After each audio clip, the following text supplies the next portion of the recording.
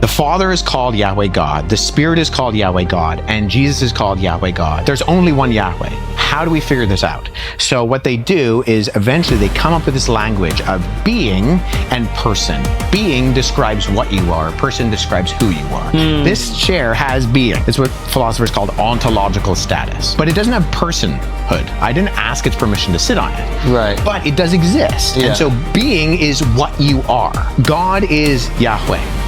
And we see this, Jesus tells his disciples to go baptize in the name, and then he says, of the Father, Son, and Holy Spirit. So he says the singular name, but then he describes three persons.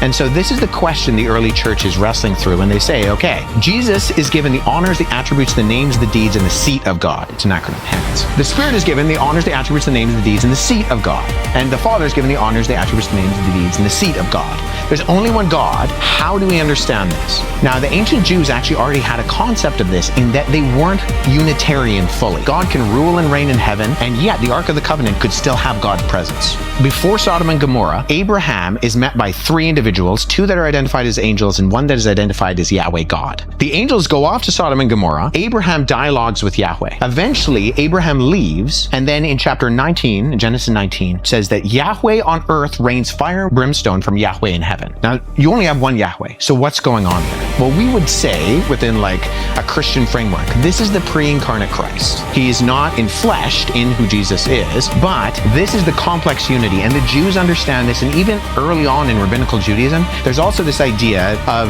the Shevrot, which are like the presence and spirit of God all throughout the earth. So in that sense, ancient Judaism, sometimes it's called the two powers in heaven. I don't love that kind of articulation, but in academia, that's what it's called. That God is ruling and reigning in heaven and still has a presence on earth. Only one God, but there's something else going on there that maybe we don't fully understand, but that God lives in a set of living, loving relationships. He has existed eternally in relationship and in love. Yeah. That's what John says in 1 John. God is love. God does not need to create in order to experience anything. Creation is an outpouring of his love. Now, this is different than, say, a Unitarian monotheistic faith like Islam.